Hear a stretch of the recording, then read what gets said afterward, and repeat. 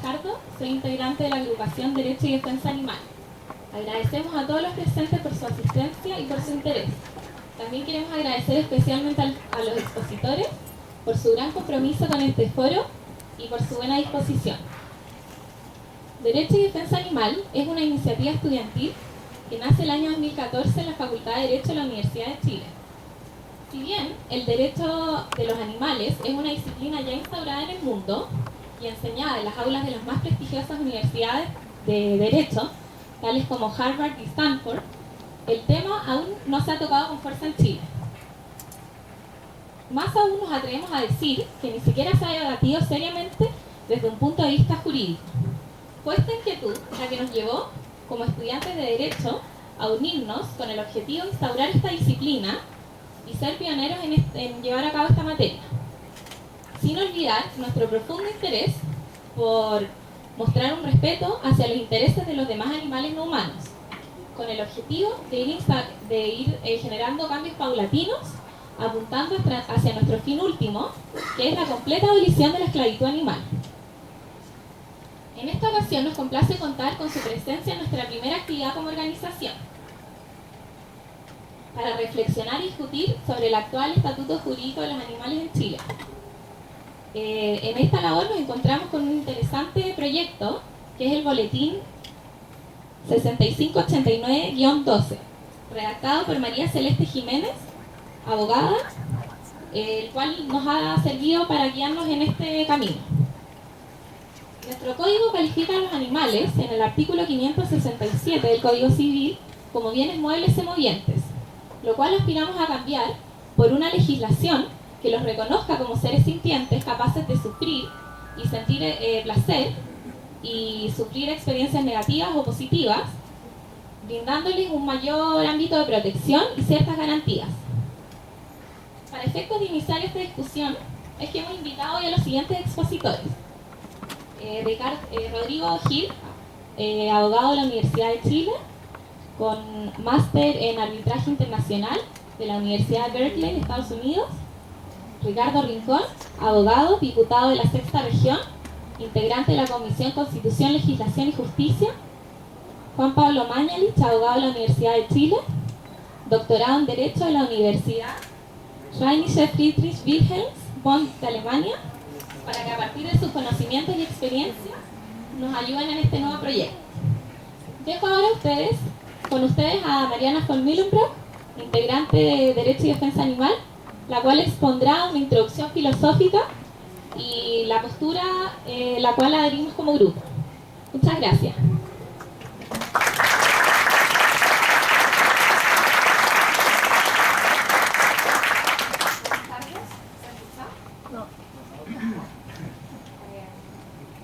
¿Se escucha?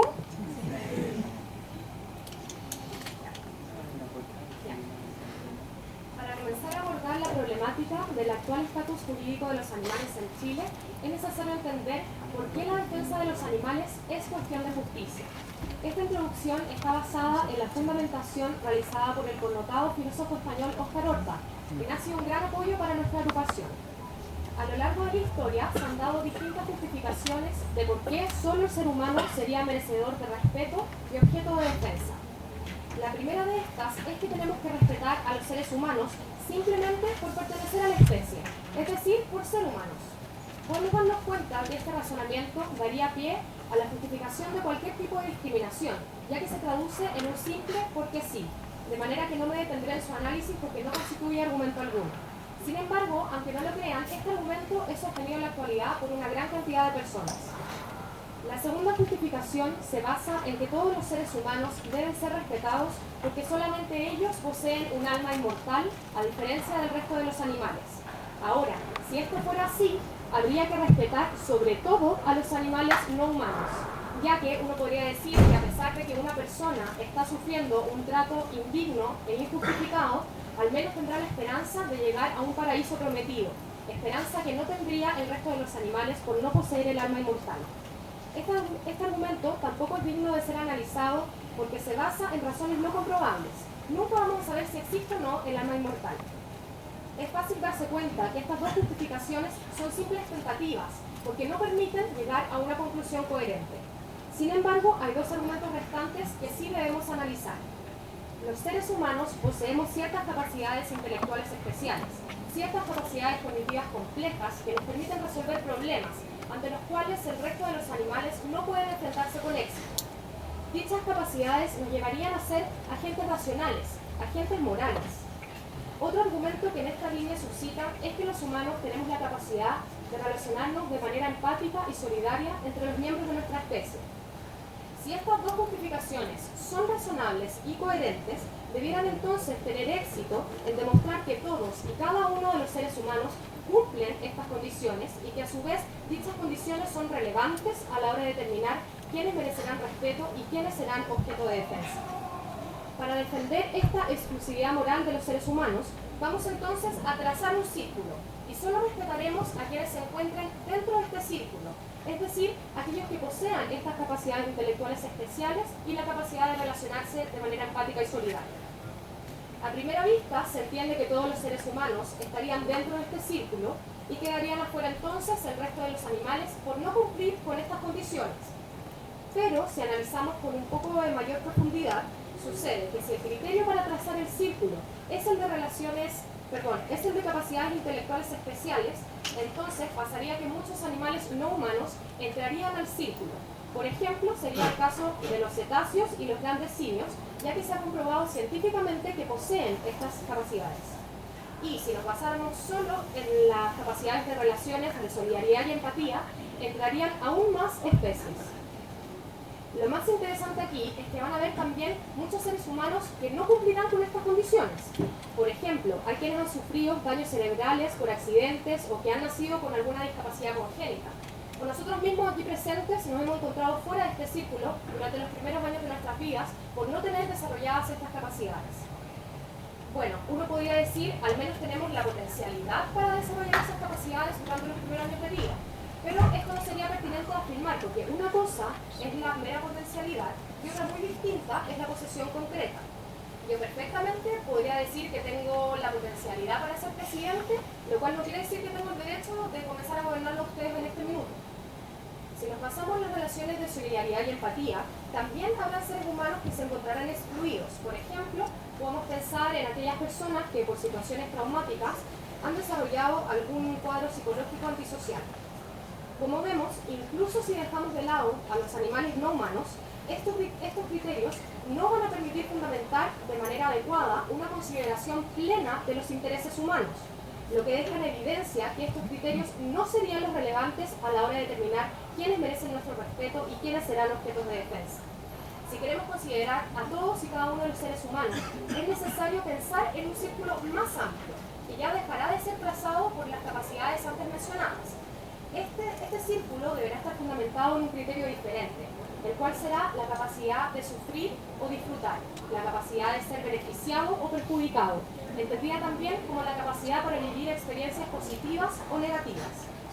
La principal consecuencia de adoptar este nuevo criterio es que aquellos humanos que se encontraban excluidos del círculo de respeto podrán ahora ser englobados, al igual que aquellos animales no humanos que antes también se encontraban excluidos. Según lo que hemos visto hasta aquí, los criterios aplicables para respetar a todos los seres humanos funcionan de igual manera para los animales no humanos. Entonces, ¿por qué deberíamos respetar menos a los animales no humanos? El motivo por el cual tenemos que considerar la capacidad de sufrir o disfrutar es que a fin de cuentas esto será lo único relevante a la hora de respetar a alguien. ¿Y qué significa respetar a alguien?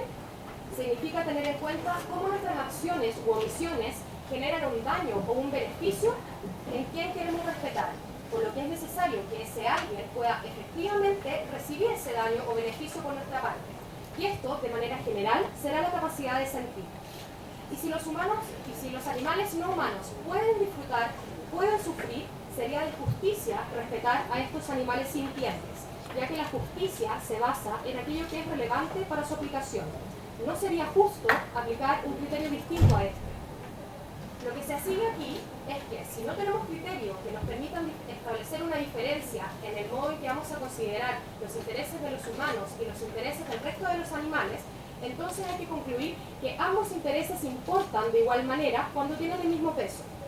Por ejemplo, mi interés en no sufrir una quemadura no tiene el mismo peso que pueda tener el profesor en no morir. Pero si el interés del profesor fuera el de no sufrir una quemadura igualmente, entonces sí tendrían el mismo peso. Sin embargo, hoy en día los intereses de los seres humanos prevalecen, se les da mayor prioridad, aun cuando es evidente que dichos intereses poseen un peso muchísimo menor. No es equiparable el interés humano de sentir placer al comer carne, el interés de abrigarse con piel o cuero animal, con el interés del animal no humano en no sufrir, en no vivir sometido a estrés continuo y en no morir. Esto es una desconsideración injustificada, ya que si el criterio es el mismo para los humanos y animales, no habría razón para considerar sus intereses de forma distinta. Al considerarlos de manera distinta, se cae en un tipo de discriminación conocida como especismo, discriminación ligada a la pertenencia de una especie u otra, que en este caso sería la especie humana. Ahora bien, para afirmar que se deben considerar de igual manera los intereses de los animales no humanos, es necesario comprobar que efectivamente pueden sentir. Esto lo podemos lograr mediante el análisis de la conducta ante los estímulos. Cuando tú le infliges dolor a un ser humano, este se va a fijar, va a gritar, va a llorar, y lo mismo va a suceder cuando le infliges dolor a otro animal.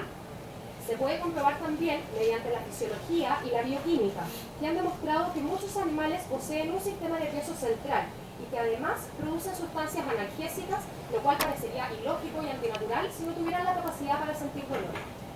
El sistema nervioso central es la estructura determinante para poder sentir, encargado de recibir la información proveniente del exterior, procesarla para luego convertirla en una experiencia.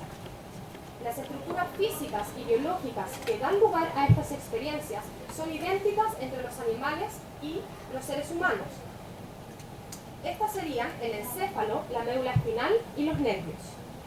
Bajo este contexto, podemos concluir que el criterio relevante a la hora de determinar quiénes merecen respeto será la capacidad de sentir, por lo que los animales no humanos son objeto de defensa y su defensa es cuestión de justicia.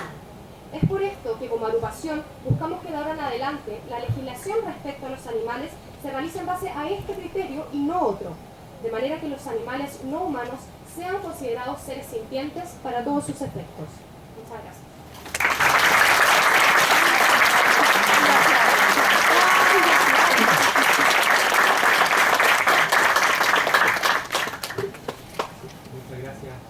Muchas gracias Mariana.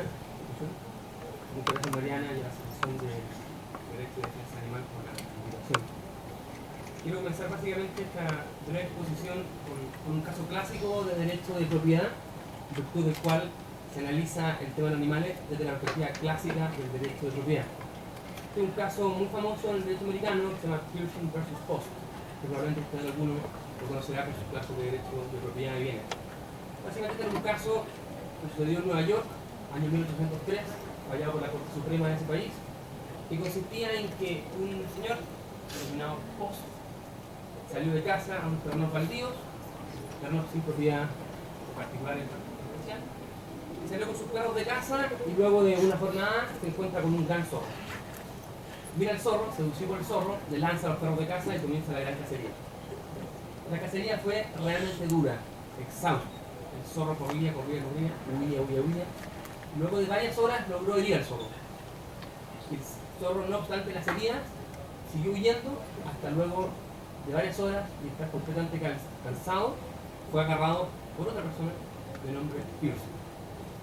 La disputa que se dio en ese caso no fue básicamente por el derecho a capturar al zorro, a herirlo y atraparlo, sino básicamente la pregunta jurídica que se levantó ahí es, bueno, ¿quién es el propietario del zorro? ¿El señor Post, que invirtió en la cacería, que lo persiguió y lo logró herir, o el oportunista Pearson, que lo logró capturar gracias al trabajo realizado por Post? Básicamente ese caso lo que hace es tratar de explicar cuál es el fundamento del derecho de propiedad, el que trabaja por o en realidad el que simplemente lo adquiere.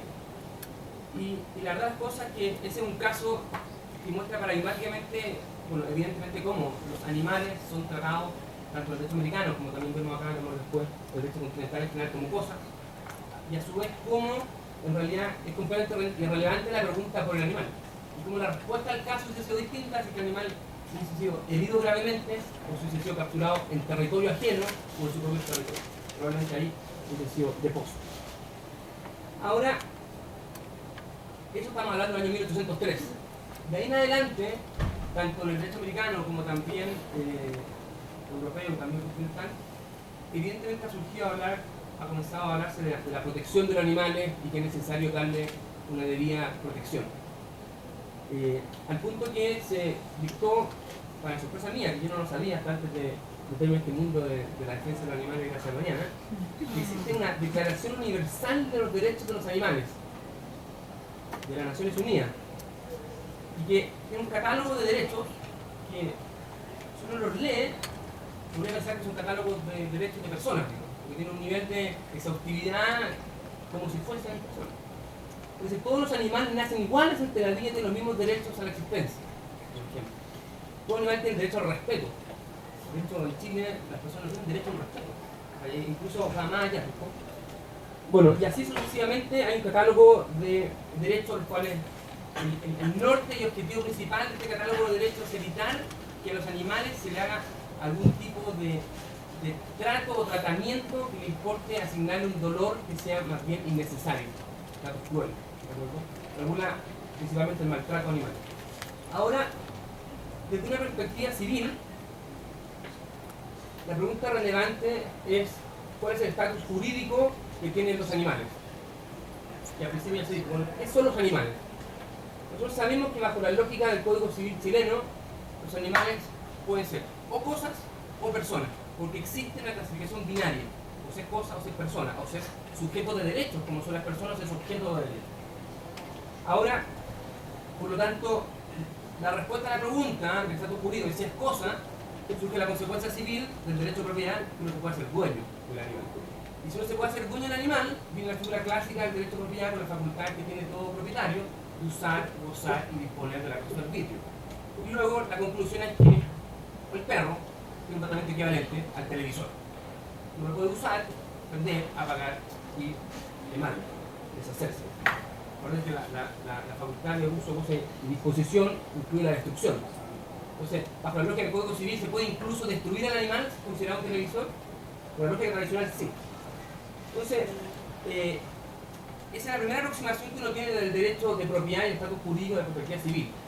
Evidentemente también existen otras áreas del derecho privado que también se vinculan con los animales y su protección. Por ejemplo, la regla de responsabilidad civil extracontractual. Ahí los animales no solamente son analizados como sujetos causantes de daño, de acuerdo con quién responde por los animales, sino también se le hace la pregunta, bueno, si es que un animal tiene un sufrimiento, puede ser indemnizado, ¿de acuerdo? Bajo la lógica civil chilena, el único que tiene derecho a ser indemnizado son las personas, pero en la medida en que ha habido una gran expansión, como ustedes conocen, del concepto de daño moral, hoy en día perfectamente las personas pueden reclamar su daño moral propio por la afectación del daño infligido al animal, en la medida que ese daño afecte un daño moral en la persona, un daño moral por rebote. Bien, ahora, ¿los animales son personas bajo el Código Civil? La respuesta es categórica y simplemente no. ¿Por qué? Porque el Código Civil establece que solamente no son los individuos de la especie humana. ¿De acuerdo? Por lo tanto, esta distinción de criterios para asignarles derechos, si son seres sintientes, o si son seres con facultades racionales, o capacidad de sufrir, no está ajena a nuestro Código Civil. Básicamente, individuo de la especie humana, todo aquel es persona. Ahora también sabemos que existe esta ficción de las personas jurídicas. Uno podría decir, bueno, pero ¿por qué entonces el animal no podría ser una persona jurídica? Esto es una ficción de que asignarle derechos y obligaciones. Jurídicamente uno perfectamente podría crear la institución de asignarle la categoría de persona a un animal, o una categoría equivalente de sujetos de derechos y obligaciones. Pero bajo la lógica actual del Código Civil, porque recuerden que persona es un concepto que en realidad uno legalmente tiende a asociar con las personas del ser humano. Pero la realidad es que persona, la única finalidad instrumental que tiene nuestro código es una ficción por medio de la cual alguien es capaz de adquirir derechos y obligaciones, sujeto de derechos. Es la única finalidad de la práctica, normativa. Por lo tanto, uno perfectamente podría hacer una modificación y establecer que los seres sintientes no vivos, digamos, son sujetos de derechos y obligaciones. Pero esa es la pregunta más allá. ¿Por qué? Porque la primera pregunta es, sabemos que no son personas, sabemos que son cosas bajo el Código Civil, porque son seres, son bienes muebles, semovientes. Pero la pregunta es, bueno, ¿se justifica o no, bajo esta estructura binaria, crear un estatuto diferenciado y diferente para los animales, como se dice, seres sintientes no humanos? respondiendo a esa pregunta, o antes que ello, uno lo que debe pensar es, bueno, ¿cuál es la utilidad de hacer esa distinción? Y romper estos binarios de personas y cosas y crear estos seres sintientes no vivos. Uno intuitivamente, lo primero que quería decir es, bueno, porque es necesario proteger a los animales. Y así, como Mariana decía, efectivamente es necesario darle protección a estos animales en razón de que sufren. Pero la verdad las cosas es que existen muchas cosas que en nuestro ordenamiento jurídico son objeto de protección. Y no por eso dejan de ser cosas. Si uno tiene un edificio, una casa, y esa casa es declarada monumento nacional, uno no puede demoler su propia casa. Bajo la lógica no puede hacerle daño a la casa. Ahora, esa razón de la protección de la casa, por ser un monumento nacional, transforma la cosa en algo distinta, deja de ser casa, y por lo tanto se pierde el derecho de propiedad. Bueno, la respuesta es que no. ¿Se justifica crear una categoría intermedia para aquellas cosas protegidas? Bueno, parece que no, porque estas cosas que pueden ser protegidas más o menos que otras. Lo mismo pasa con la naturaleza. Si uno considera que la protección de la especie y flora nativa, o los bosques nativos, o son especies protegidas, ¿son cosas? Sí, siguen siendo cosas, pero con una regulación especial se les protege. Entonces el fin que se persigue es simplemente darle protección a una cosa. No necesariamente la solución va por romper esta categoría bipartita, transformarla en tripartita y crear seres sintientes no vivos. Porque las medidas de protección se pueden dar igual aún teniendo la calidad de cosa.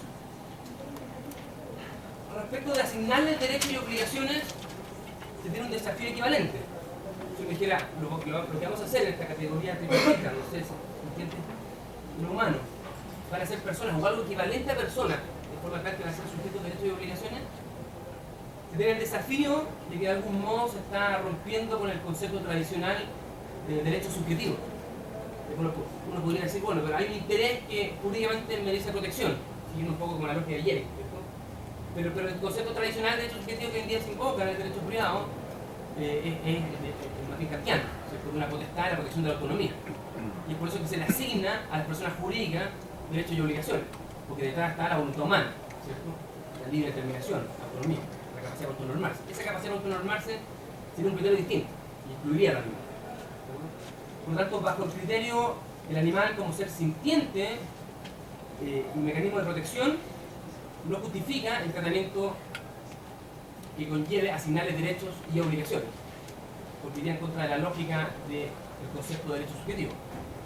Ahora, en conclusión, uno dice, ¿es necesario proteger a los animales? Sí, no hay duda.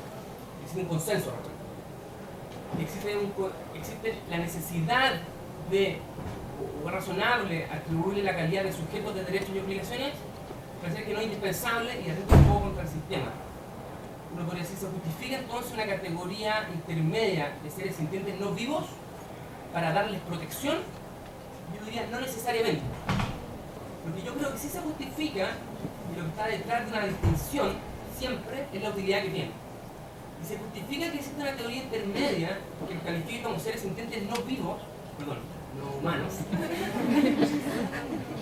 En la medida en que la razón de esa protección no vaya en razón del hombre, sino que vaya en razón de ver al ser sintiente no humano, en ver al animal como un otro, no como un objeto de protección por proteger al ser humano, sino porque en realidad se le vea como un interés independiente de la vida del ser humano.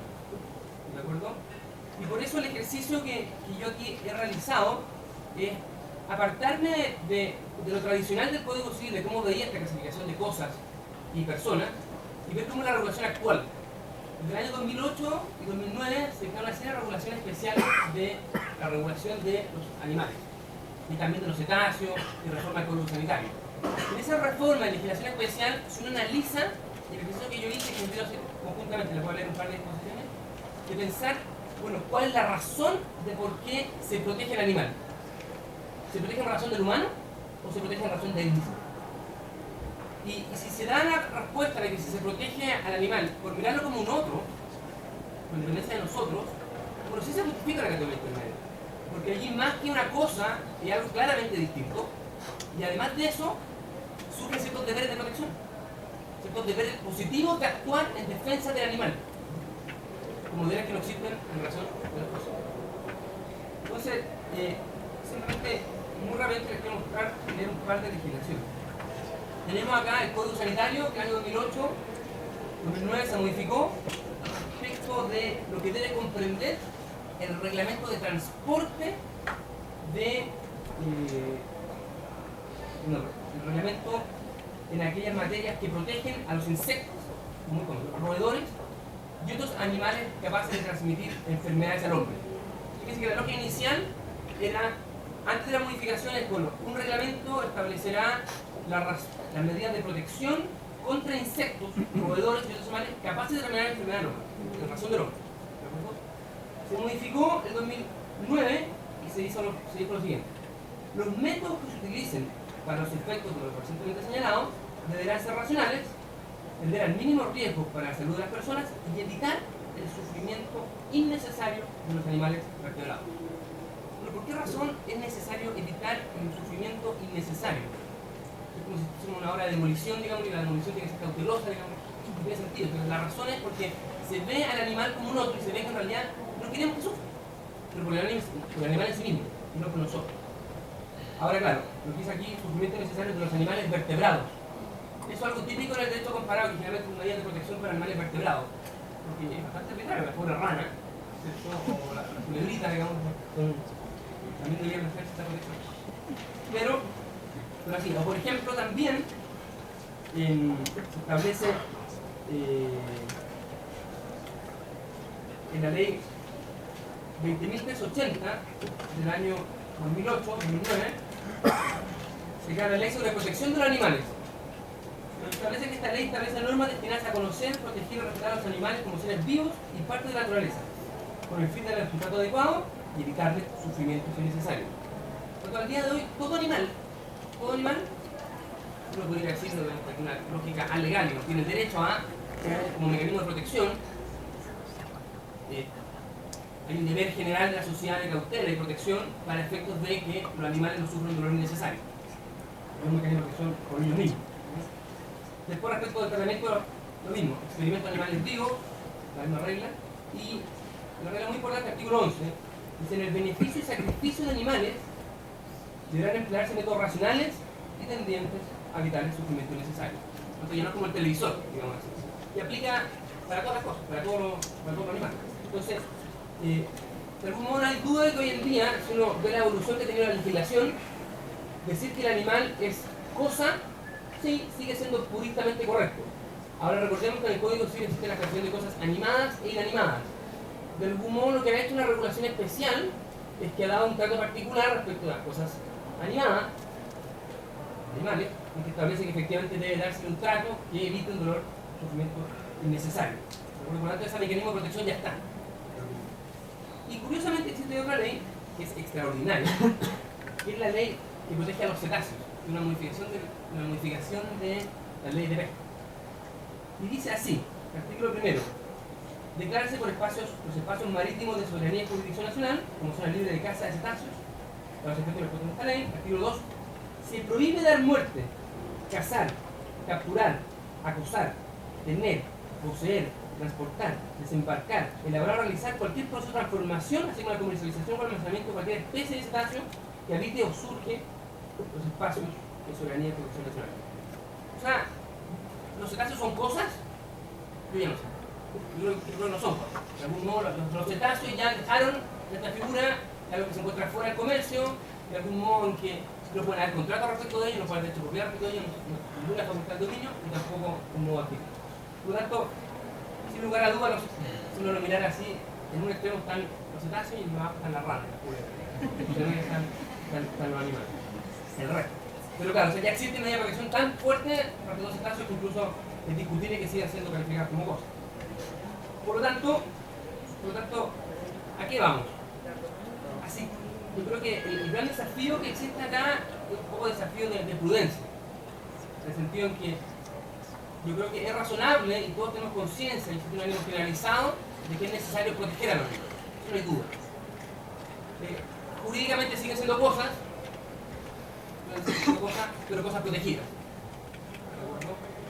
Ahora, dado que son cosas protegidas porque el derecho les asigna un valor en sí mismo a ellas, se las protege por ellas, no por nosotros, lo ve como un otro, es razonable que exista, ¿sí?, una regulación expresa de su calificación como cosas inanimadas, o bien una calificación distinta de seres sintientes no humanos. ¿De acuerdo? Ahora, ¿qué implicancia legal va a tener el que sean seres sintientes no humanos como categoría independiente? Bueno, se acerca mucho más a los deberes que existen respecto a los cetáceos. Cuando uno lee la regulación de los cetáceos, que ya se califica directamente como algo que no es cosa, tiene una regulación especial que dice, bueno, respecto de ellos existe un deber de protección, un deber de rescate, un deber de rehabilitación, de reinserción y monitoreo permanente. O sea, ¿de qué forma, en la medida en que uno tiene que pensar siempre cuando existen estas clasificaciones jurídicas, cosas inanimadas, animadas, o seres sintientes no humanos versus humanos, cosas, cuál es la implicancia? La verdad, las cosas que el día de hoy, si uno reformara el código civil y funcionar seres sintientes no humanos, bueno, al día siguiente no va a pasar mucho. ¿Por qué? Porque en realidad ya están protegidos por nuestra regulación especial. ¿De acuerdo? Cosa distinta es que esa nueva categoría puede permitir todo el surgimiento de un desarrollo doctrinal que imponga deberes de protección respecto de ellos. ¿De acuerdo? ¿Y qué será el desafío? Por lo tanto, sí cumple un gran objetivo, que es generar conciencia. Uno, que al final es educación legal, porque al final cuando uno en la universidad le enseña que existen tres cosas, que son cosas, humanos, seres sintientes humanos, de algún modo uno ya sale con el chip de que, bueno, que son cosas distintas, no son solo cosas. Además de eso, permite todo un desarrollo doctrinal respecto a los deberes de protección que existen respecto a los animales y ayuda a tomar conciencia respecto a ello. Y la gracia que está es que hay un fundamento de tal protección que es básicamente la protección.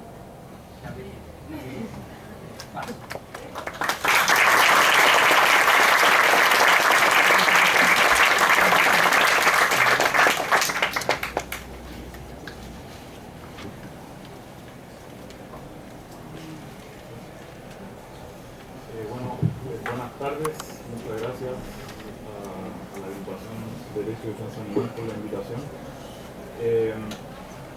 Como el tiempo es exiguo, quiero entrar de inmediato en mi presentación, solo anteponiendo una doble observación más general que de alguna manera pretende dar cuenta de cuál es el lugar, por decirlo así, ideológico desde el cual mi presentación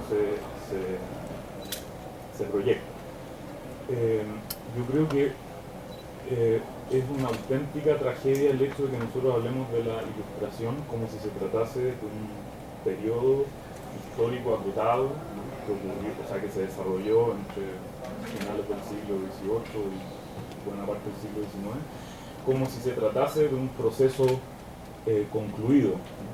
Y lo digo porque yo creo que la cuestión sobre la que estamos convocados a debatir hoy día es una cuestión que, dependiendo de en qué vereda uno se encuentre, muestra que nuestra forma de vida, y me refiero con ello a la forma de vida de las sociedades occidentales del presente, se encuentra radicalmente no ilustrada, entendiendo por ilustración lo que yo diría radical secularización de nuestra forma de vida. Yo creo que cuando en el futuro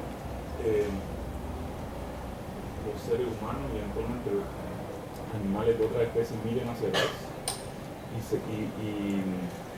y adviertan cómo en torno a nuestro siglo, comienzo del siglo XXI, se discutía acerca de estos problemas, la impresión va a ser similar a la impresión que nosotros nos formamos hoy cuando vemos cómo se debatía antes de que la abolición de la esclavitud se impusiera políticamente.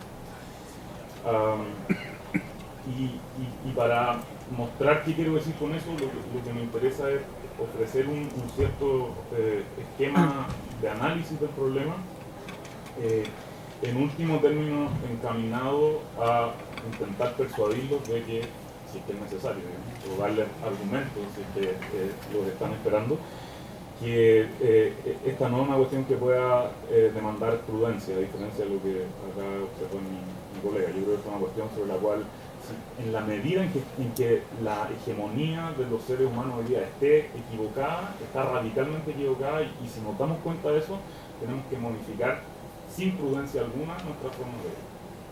Ese es como el leitmotiv de mi presentación. Pero para clarificar el asunto, creo que es indispensable introducir algunas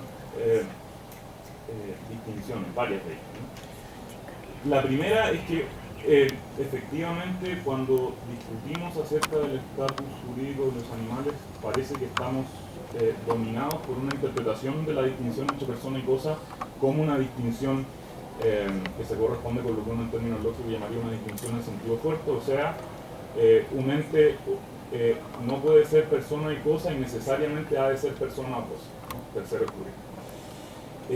Y efectivamente hay ciertos desarrollos, incluso legislativos, que dan cuenta de que esa comprensión de la distinción es problemática y yo diría estratégicamente es una distinción desde la cual no es posible superar el status quo, ¿no? de nuestra intuición. Y entonces una vía de superar ese estado de cosas en el nivel puramente conceptual sería reinterpretar la distinción como una distinción que no se corresponde con una distinción en sentido fuerte, sino que en una distinción en sentido débil, ¿no? Y eso quiere decir que en estos términos un ente no puede ser persona y cosa, pero puede no ser persona ni cosa. O sea, podría haber espacio para una categoría intermedia. Y esto lo digo solo para preparar el ejercicio. Ahora, es imprescindible a su vez clarificar de qué modo usamos o de qué manera recurrimos al concepto de persona en debates como este. Desde luego uno tiene que diferenciar el uso puramente jurídico, ¿no? Y eso quiere decir jurídicamente petrificado del concepto de persona, por un lado, de aquello que uno podría llamar el uso normativo, no jurídico o uso moral del concepto de persona, si ustedes quieren, y tratándose de un debate que pretende no dar cuenta del status quo, yo diría, sino que impugnarlo. Necesitamos trabajar con un concepto normativo no jurídico de persona. Esto es un concepto que nos permite identificar las condiciones que un ente cualquiera tiene que satisfacer para merecer ostentar el estatus de persona, con independencia de que un sistema jurídico cualquiera como el chileno hoy día se lo reconozca. Entonces cuando hable de persona voy a estar hablando de personas en este último sentido. Pero además, cuando uno habla de persona en sentido no jurídico, sino en sentido normativo, descontextualizado o sentido moral, uno, y esta es una cuestión que atraviesa el debate sobre el problema del estatuto jurídico de los animales, tiene que distinguir un concepto adscriptivo de persona de lo que uno podría llamar un concepto prescriptivo, o yo diría mejor deóntico de persona. ¿Y eso qué quiere decir? Usamos adscriptivamente el concepto de persona cuando lo que nos interesa es identificar las condiciones que tiene que satisfacer un ente para poder contar con un agente con capacidad moral, digamos, capacidad suficiente para soportar un juicio de responsabilidad. Persona en sentido estricto. Hablamos, o sea, usamos, lo sepamos o no, pero usamos el concepto de persona en sentido prescriptivo o deóntico, como yo propongo aquí, para identificar, en cambio, condiciones que tiene que satisfacer un ente para poder ser titular de algún derecho subjetivo, por ahora, digamos.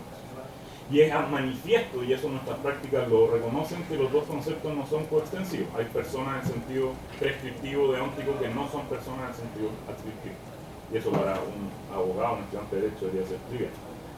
Entonces, por ahora, digamos que en sentido prescriptivo deóntico, por persona prima facie, podríamos entender un sujeto de derecho, ¿no? Voy a revisar eso hacia el final de mi presentación, pero hasta aquí quisiera que ese terreno esté clarificado de ese modo.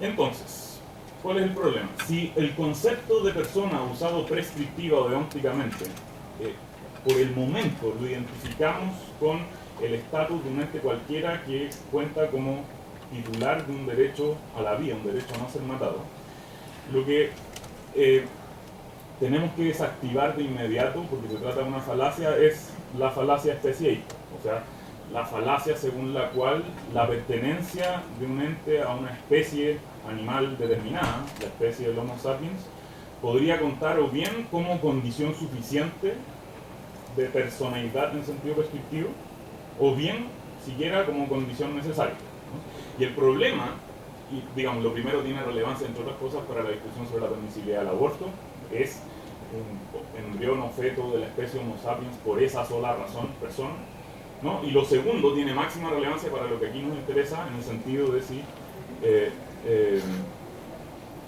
es necesario que un ente pertenezca a esta especie divinamente privilegiada para que pueda ostentar el estatus de persona. Y las dos preguntas deberían ser respondidas unitariamente en atención a que el especiesismo no es sino, como falacia, un caso especial de una falacia más general que se conoce filosóficamente como la falacia naturalista. O sea, la sola pertenencia o la sola posición de un individuo bajo una determinada taxonomía biológica per se tiene que carecer de toda relevancia normativa porque la taxonomía biológica como tal carece de relevancia normativa. Y entonces, dado que estoy constreñido por el tiempo, estoy asumiendo que es comprensible que no podemos identificar el concepto de persona con el concepto de un individuo de la especie humana, porque validar esa identificación sería incurrir en esta falacia que conocemos como la falacia del especiesismo.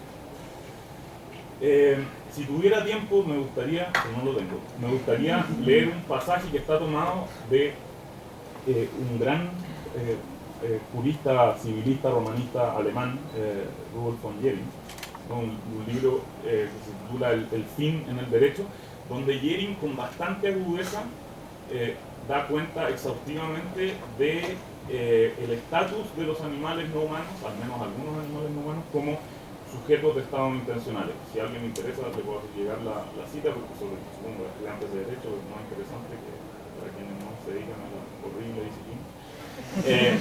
Pero me interesa simplemente dejar sentado que, ¿no? Concédanmelo de buena voluntad, si uno revisa este pasaje de Jhering se encuentra con un jurista que está lejos de ser un teórico del antiespeciesismo, ni mucho menos, que hacia fines del siglo XIX tenía particular claridad de que es inequívoco que haya animales no humanos que son sujetos de estados intencionales. Y eso tiene importancia conectándolo con una tesis del mismo Jhering defendida en un trabajo anterior, ¿no? el espíritu del derecho romano, a la que ya hacía mención el profesor Hill, en el sentido de que para Jhering un derecho subjetivo no es sino un interés jurídicamente protegido. Lo notable de eso es que la tesis de Jhering supone que el sustrato de cualquier derecho subjetivo tiene que ser un interés. Ese tiene un derecho a X, sí y solo sí, ese tiene un interés en X. Y entonces hay bastante, uno podría decir muchas cosas acerca de cómo se fundamenta esta tesis, y la voy a dar por sentada por razones de tiempo, pero digámoslo así, la noción básica que está detrás es que solo pudiendo reconocerse agravio por afectación de un interés tiene sentido hablar de la vulneración de un derecho. Ahora, ese principio del interés, ¿no?, como sustrato de todo derecho subjetivo, se ha visto en la discusión de filosofía moral posterior a Jhering, ciertamente, precisado, ¿no? Y me interesa sobre todo mencionarles la precisión que ofrece un filósofo de la órbita anglosajona, que se llama Joel Feinberg, ¿no?, quien habla a este respecto del principio del interés particularizado. Un ente puede ser titular de un derecho sí y solo si es portador de algún interés específicamente promovido por su titularidad sobre ese derecho. Ahora, si nos preguntamos, bueno, ¿qué es necesario constatar para que tenga sentido predicar un interés individual de un ente de modo tal que pueda tener sentido configurar ese interés en la forma de un derecho, o sea, reconociéndole protección jurídica distintiva a ese interés?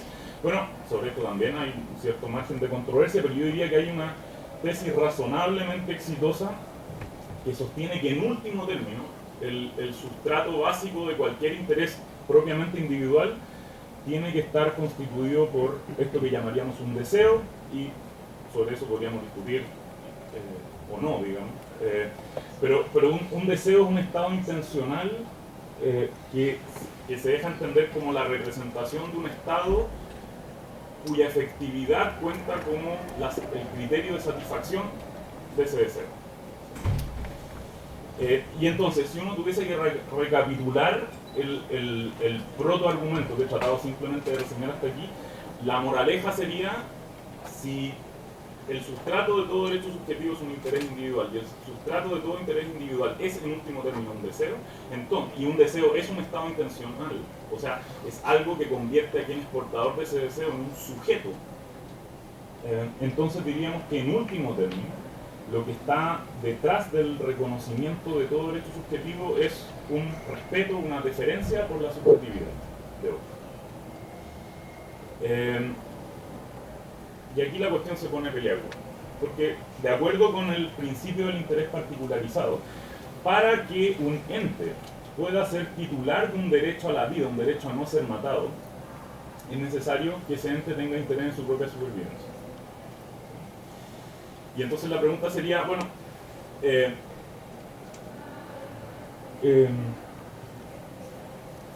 ¿bajo qué condiciones un ente puede tener interés en su propia supervivencia? Y dado que detrás de todo interés tiene que haber un deseo, si es que mi argumento es correcto, entonces lo que tendríamos que advertir hasta aquí es algo así como lo que sigue. Un ente es portador de un interés en su propia supervivencia sí y solo sí es sujeto de deseos cuya satisfacción dependa de su propia supervivencia. Es necesario que nos encontremos ante un ente que sea portador de deseos cuya satisfacción dependa de que ese ente siga con vida. Y por supuesto, hay que tener claro que esto no se ve modificado por el hecho de que ese ente pueda padecer largos o breves periodos de inconsciencia. Lo importante es que en un punto de tiempo 1 haya tenido algún deseo, ¿no?, referido a un estado que tenga que darse en un punto de tiempo 3. Y eso basta para reconocerle un interés entonces en su propia supervivencia, con total independencia de que entre el punto de tiempo 1 y el punto de tiempo 3 haya podido estar inconsciente, apagado, tele, durmiendo.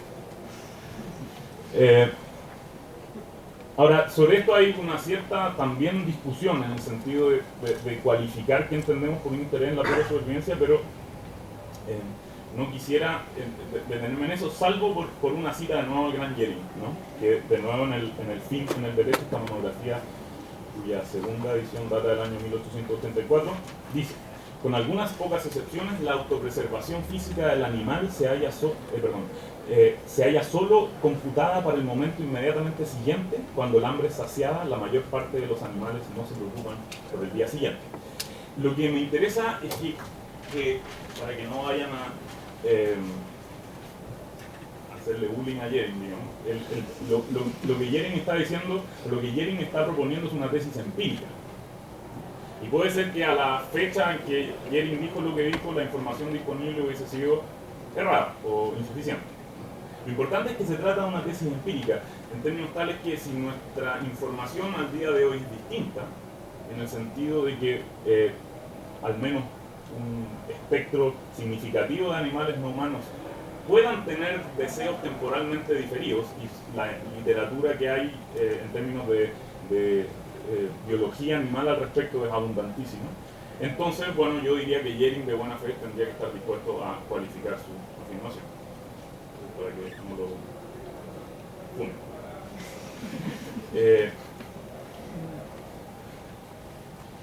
Ahora, en el debate actual de filosofía de la mente, la cuestión de reconocerle estados mentales a animales no humanos forma parte de un capítulo insoslayable de la literatura más especializada. Y les quisiera dar solo una muestra de cómo en ese debate el problema se presenta. Esto es un pasaje tomado de un trabajo de Stitch, publicado en el año 1981. Supóngase que Fido sea, no sé, algún animal no humano que le sea querido. Se halla en plena persecución de una ardilla. Un instante después vemos a Fido estirando su cuello y ladrando excitadamente al pie de un roble. Para explicar el comportamiento de Fido sería perfectamente natural decir que él cree que la ardilla se encuentra arriba en el roble. Pero supóngase ahora que algún escéptico desafía nuestra afirmación, llamando nuestra atención acerca de las diferencias que separan la creencia de Fido de las nuestras. ¿Realmente cree Fido que es una ardilla lo que está arriba en el árbol? ¿No hay una infinitud de criaturas lógicamente posibles que no son ardillas, pero que Fido trataría de una manera indistinguible de cómo trata la ardilla real? En efecto, ¿cree él que lo que está en el árbol es un animal? El concepto de animal está atado a la distinción entre lo viviente y lo inerte, así como a la distinción entre animales y plantas. Pero Fido tiene muy poca noción de estas distinciones. ¿Cómo puedes decir que él cree que es una ardilla si él ni siquiera sabe que las ardillas son animales? Entonces, ese dilema, por decirlo así, que está en la base de la pregunta de si es sensato atribuir estados intencionales, como lo creía Jering a todas luces evidente en el año 1884, ha dado lugar a una cierta controversia. Y como tampoco hay tiempo, yo quisiera simplemente mencionarles una de las vías que uno advierte en la discusión especializada que puede ser prometedora, en especial por una razón que voy a mencionar de inmediato, ¿no? Y esa vía sería la del así llamado interpretativismo, ¿no? Por interpretativismo entenderíamos una estrategia de atribución de estados intencionales, ¿no? Lo distintivo de lo cual sería el reconocimiento de que es, por decirlo así, en la interacción entre el intérprete, por ejemplo, un ser humano como yo, ni más caso, que se pregunta qué está pensando Fido cuando ladra al pie del roble, ¿no? Y el ente Fido, ¿no? Cuyo comportamiento es interpretado por vía de una posible atribución de un estado intencional, que el estado intencional en cuestión se constituye. O sea, esto supone, y no es algo ad hoc para el debate sobre la mente de los animales, es algo que los partidarios del interpretativismo están dispuestos a sostener para dar cuenta de la manera en que un ser humano interpreta, reconstruyendo los estados mentales de el comportamiento de otro ser humano. No hay nada de ad hoc en la maniobra, ¿sí? Pero lo crucial entonces está en la idea de que los estados intencionales de un ente no están, por decirlo así, encapsulados dentro de su cerebro, sino que se constituyen relacionalmente. Y eso tiene una ventaja capital, que es que nos permite salvar un escollo de la controversia que es particularmente difícil de salvar.